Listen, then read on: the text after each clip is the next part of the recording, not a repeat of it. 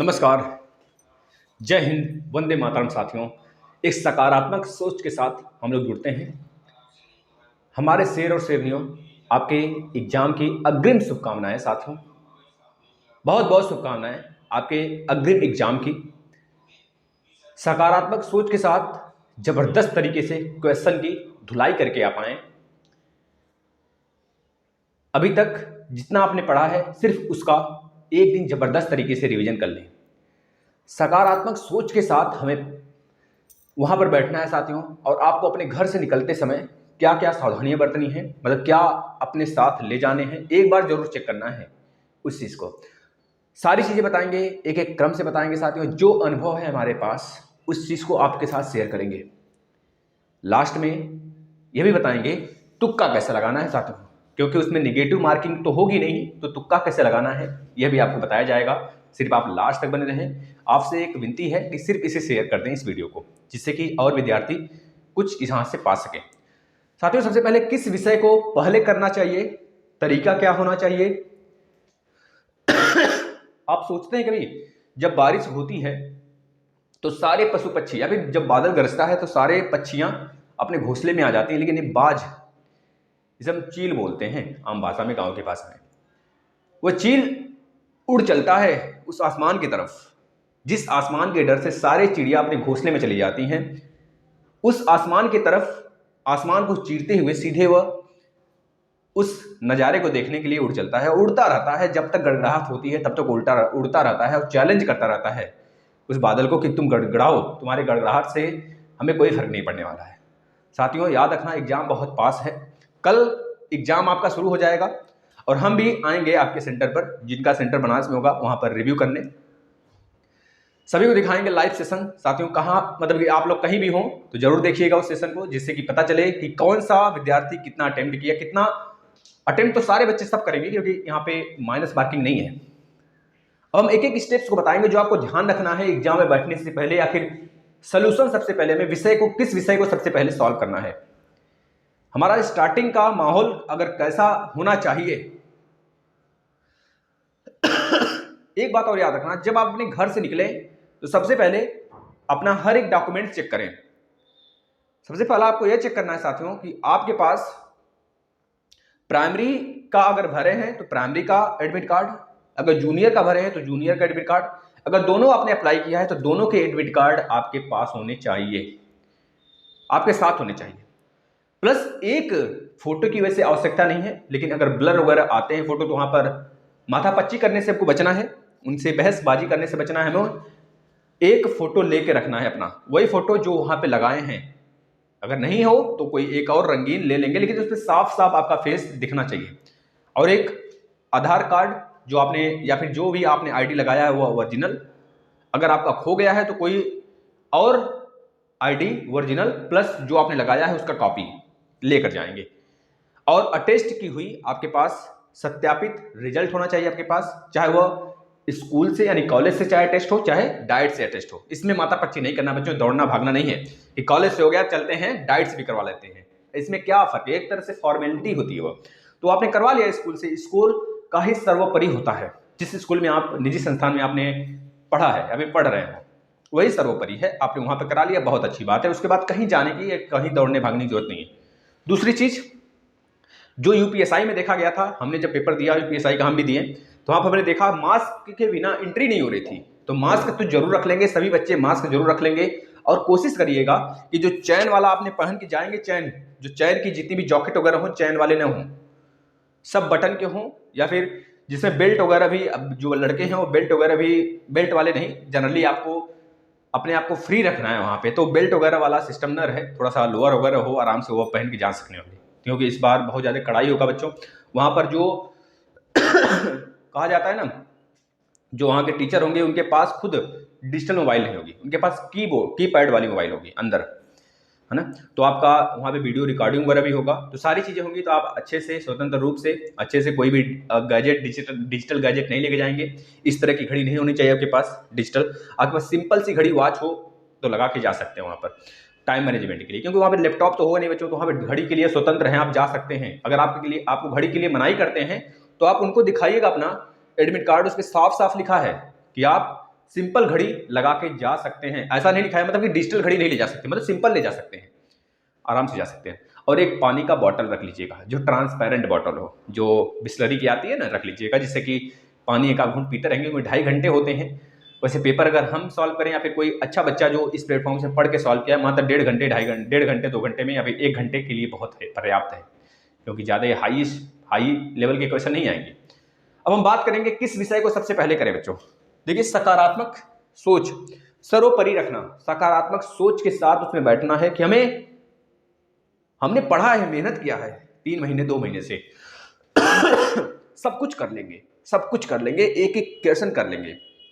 याद रखना, अभी हम इसके बारे में बताएंगे बच्चों, तुक्का कैसे लगाना है। ध्यान से सुनिएगा हमारी बातों को, देखिएगा 100% नहीं तो 70% आपका मार्क्स मिल जाएगा, जिस अकॉर्डिंग हम बताएंगे, अगर उस अकॉर्डिंग लगाएंगे तो, है ना। साथियों, विषय को हल करने का जो तरीका है सबसे पहले याद रखना, उसको बता देते हैं किस विषय को हल करें।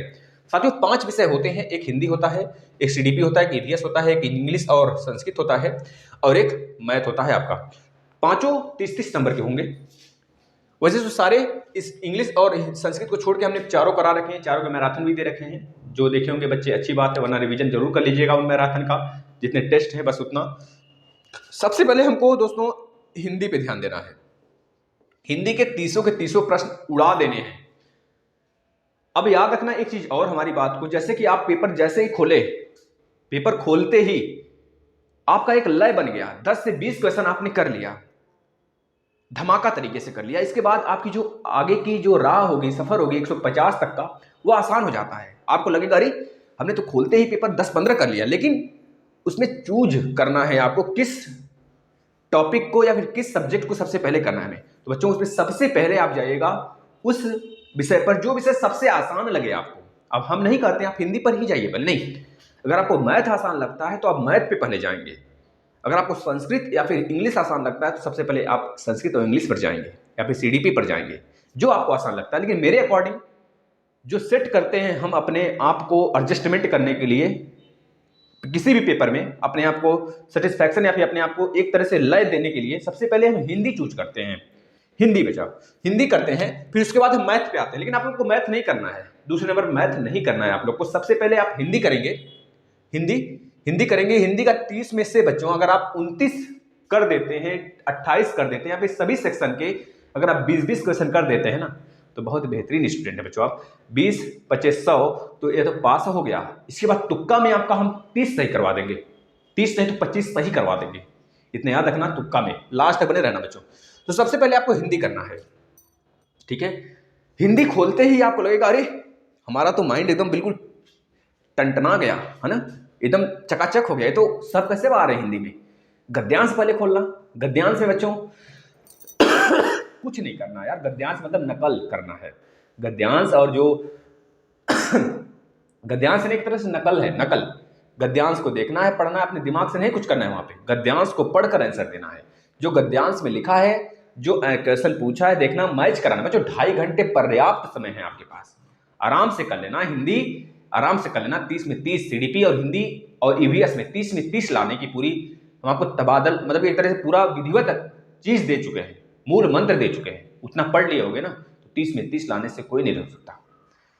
तो मान के चलते हैं आप इसमें 30 में 30 ला देंगे बच्चों, इसमें 30 में 30 ला देंगे और हिंदी पूरा का पूरा सॉल्व हो जाएगा आपसे।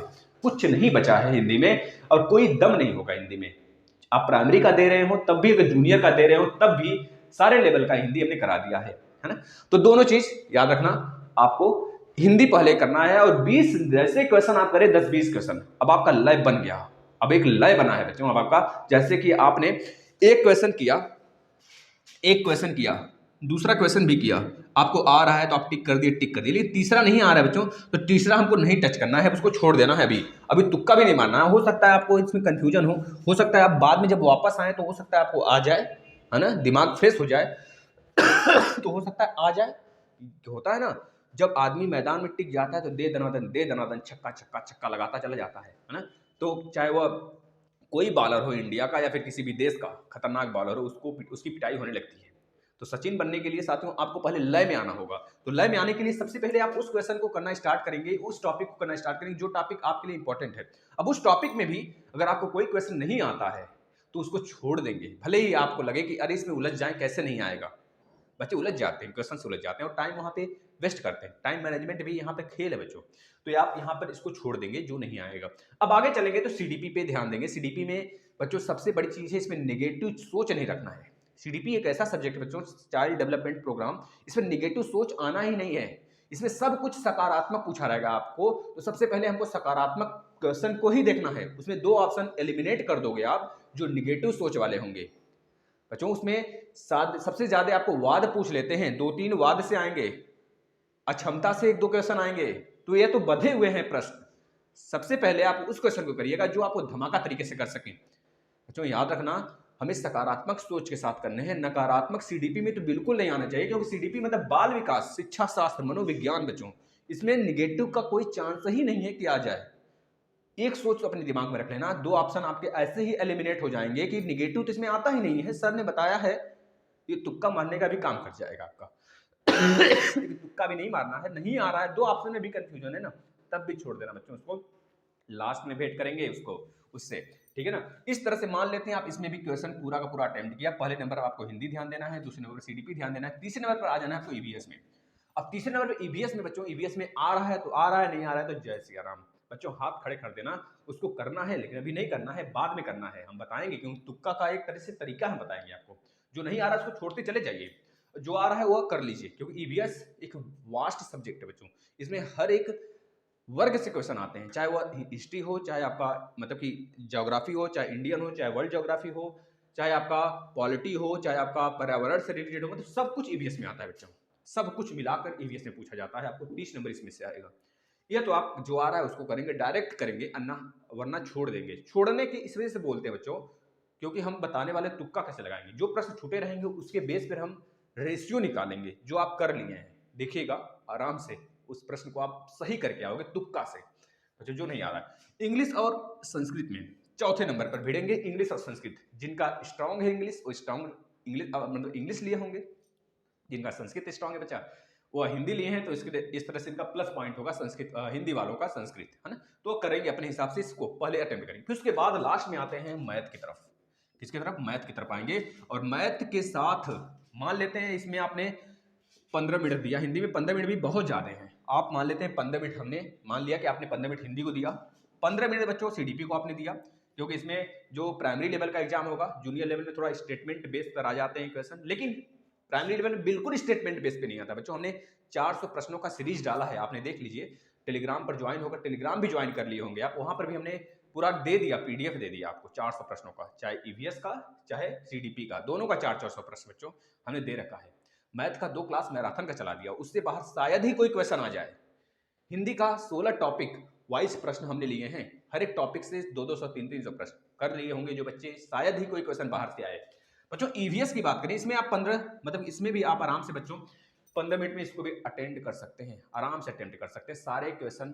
आप आराम से 15 मिनट इसमें भी अटेम्प्ट कर लेंगे, इसमें भी अटेम्प्ट कर, मान लेते हैं 5 मिनट दोनों को मिला के ज्यादा लग गया, तो 15-15 30 35 मिनट आपने यहाँ पर अपना वेस्ट किया इन दोनों को करने में। इसके बाद ईवीएस में आ रहा है तो आ रहा है, नहीं आ रहा है तो जय बाबा जी, प्रणाम करना, उसे छोड़ देना, अभी तुक्का नहीं लगाना, अभी छोड़ना है।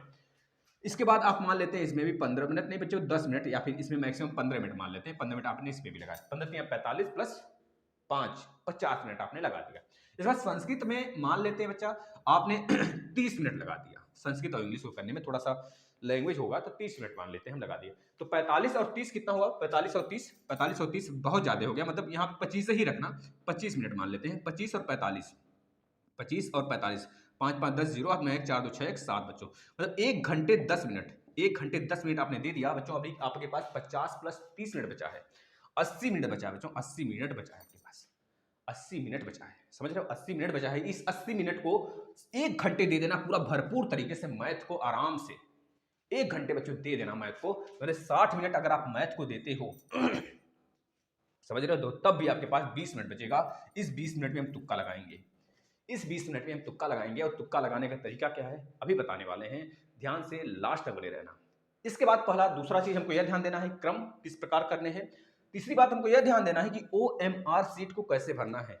अगर इसकी वीडियो देखनी है तो आप आ जाइए प्लेलिस्ट में, प्लेलिस्ट में आने के बाद या फिर नीचे हम पिन कर देंगे अभी, तो उसको देख लीजिएगा दोनों के बच्चों OMR सीट कैसे भरना है, क्योंकि पिछली बार बहुत सारे बच्चों, हजारों बच्चों का रिजल्ट नहीं आया था। OMR सीट को उन्होंने अच्छे से भरा नहीं था बच्चों, इस वजह से उनकी रिजल्ट नहीं आई थी। कलर या फिर जो बबलिंग होती है उसको आराम से आप करिएगा। हम एक तरीका बता देते हैं कलर करने का बच्चों। अगर 4 ऑप्शन है आपके पास, 4 ऑप्शन है इस तरह के, हम बता देते हैं 4 ऑप्शन हैं, तो आप सबसे पहले साइड से करना स्टार्ट करिएगा बच्चों, साइड से करना स्टार्ट करिएगा। और उसमें एक चीज़ और है, इस साइड से करने के बाद इसमें थोड़ा सा भी मत छोड़िएगा बच्चों।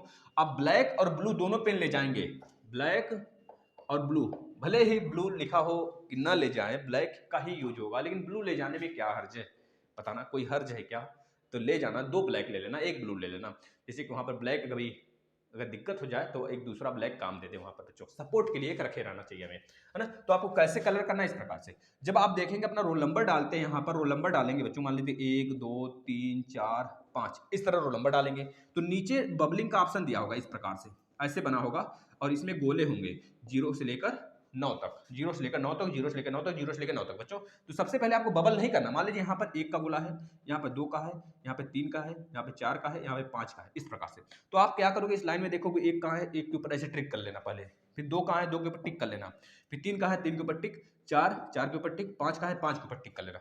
अब फिर एक बार मैच करना, क्या 5 सही है बच्चों, 4 सही है, 3 सही है, 2 सही है, 1 सही है, तब जाकर आप उससे संतुष्टि होने के बाद फिर बबल करना उसे, नहीं तो ऐसे गलत होता है। आपको OMR सीट भरने के लिए भी 15 मिनट मिलेगा, 15 से 10 मिनट मिलता है यार, मतलब समझ रहे, जब स्टार्टिंग होती है एग्जाम उससे पहले ही आप अपना पूरा डाटा जो उसमें डालते हो 10 मिनट मिलता है आपको, 10 मिनट में आराम से डालना, यह आराम से ऐसे डाल लेना बच्चों, पर्याप्त समय होगा। सकारात्मक सोच के साथ जाना, यह मत सोचना कि हमारा जो इन्वेस्टिगेटर है, जो वहाँ पे परीक्षा संरक्षक है, वो आपका टाइम वेस्ट कर रहा है, नहीं, आपके पास बहुत पर्याप्त समय है। अगर आपको लास्ट में 20 मिनट की जगह अगर 10 मिनट भी बचा ना, तब भी तुक्का मारने का हम तरीका बताएंगे बच्चों, आप आराम से मारोगे और सारा का सारा क्वेश्चन सही करोगे। अब हम मानते हैं कि आपने 120 प्रश्न पूरा का पूरा कर लिया, अपने हिसाब से 120 प्रश्न कर लिया, अब 30 में तुक्का मारना है। कितने में मारना है? 30 में तुक्का मारना है, 30 क्वेश्चन में हमें तुक्का भिड़ाना है। अब तुक्का कैसे, पहले मैनेजमेंट, टाइम मैनेजमेंट की बात हमने कर ली, कैसे करना है आपको, ये सारे टाइम मैनेजमेंट ही हमने बताया आपको। इसके बाद बच्चों 120 प्रश्न बचे, 120 कर लिए आपने, 30 प्रश्न बचा, अब 30 पे हमें तुक्का मारना है। अब 30 पे कैसे तुक्का मारेंगे, ध्यान से हमारी बातों को समझना।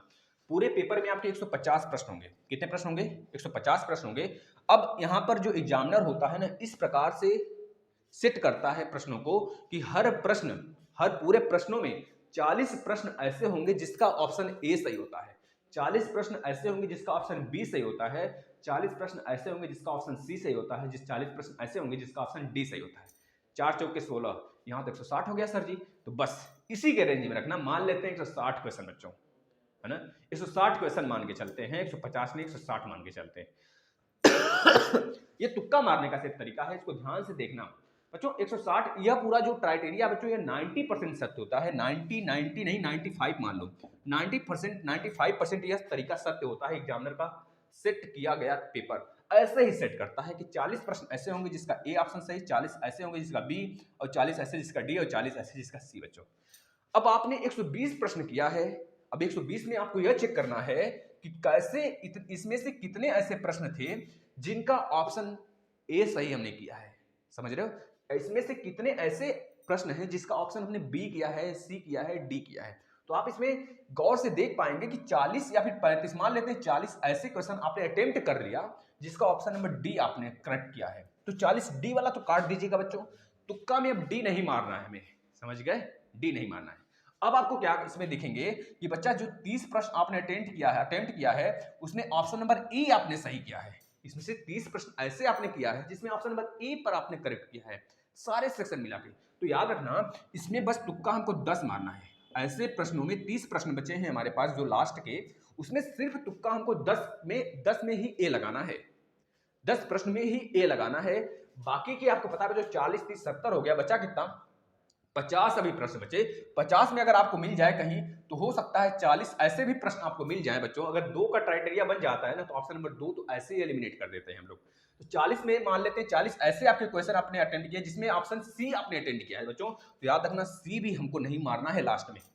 यह आप अपने दिमाग से सोचेंगे कितने हमने ऐसे क्वेश्चन किए हैं जिसमें ऑप्शन सी मारा गया है, क्या 40 हमने कर लिए? क्या ऑप्शन नंबर डी ऐसे हमने टिक किए हैं जिसमें 40 प्रश्न हमने हमारा अटेम्प्ट हो गया? अगर 40 अटेम्प्ट हो गया मतलब कि 40 पे अब हम तुक्का, मतलब डी वाले पे हमको तुक्का मारना ही नहीं है। तो यहाँ देखिए डी और सी हमने ऐसे एलिमिनेट कर दिया बच्चों। 10 प्रश्न इसमें बचे हैं तुक्का वाले, और बच्चों जो 40 प्रश्न बचे हैं वो बी वाले तुक्का बचे बच्चों। तो याद रखना, अगर 30 के 30 प्रश्न है ना बच्चों, उसमें आपको 20 प्रश्नों में बी मारना है और 10 प्रश्नों में ए मारना है बच्चों। देख लेना इस तरह के रेशियो बनेंगे तो 10-30 में से 10-15 तो आपके 100% बच्चों, 50% आपके सही हो जाएंगे बच्चों, मार लेना, क्योंकि हमने ऐसा करा है और ऐसा होता है बच्चों। जिसमें निगेटिव मार्किंग नहीं होती है उसमें इस तरह से तुक्का मारते हैं और वह 100% सत्य होता है ना बच्चों। 100 नहीं, 95% बिल्कुल करेक्ट होता है तुक्का। 100% नहीं, 95% सत्य होगा बच्चों आपका। यानी कि 30 क्वेश्चन अगर आपके बचे हैं तो 20 में मारना बी और ए मारना बच्चों। लेकिन इस तरह से सेट करना, हो सकता है आपका 40 के 40 आपने ए करेक्ट कर दिया हो, पहले से कर रखे हो 120 में, और 40 में आपने बी कर रखा हो, तो अब इस बार बी और ए को नहीं टच करना है। अब हमको सी और डी पे तुक्का मारना है, ठीक है ना। इस तरह से करेंगे बच्चों, आपका 100% एक्यूरेसी होगा। और बता रहे बच्चों 95% आपको चांस, मतलब कि 90% आपके पास, 90 से 95% एक्यूरेसी के साथ आप तुक्का भी सही करके आओगे बच्चों। तो यह रहा तुक्का मारने का जरिया और तरीका, ऐसा ही मारते बच्चों। लेकिन OMR सीट को भरने से पहले ध्यान देना कि आप किस प्रकार से सॉल्व करते हो, किस प्रकार से भर रहे हो बच्चों। बच्चों अग्रिम एग्जाम की बहुत बहुत शुभकामनाएं। अगर आपको अच्छा लगा मेरे शेयर और से नहीं हो तो इस शुभकामनाएं के साथ अब इसे शेयर करें, दबा के अच्छे से शेयर करें बच्चों, और अपने भाइयों बहनों को बताएं। आज कोई क्लास नहीं होगा दिन भर में, आज 1-2 अपडेट और आएंगे बस। कल हम मिलेंगे दोस्तों अपने सेंटर पर, वहाँ से लाइव क्लास लेंगे और आपका कल पेपर भी पूरा हम सॉल्व करा देंगे, जो पेपर आप दे कराएंगे बच्चों, है ना, जूनियर का भी और प्राइमरी का भी। धन्यवाद बच्चों।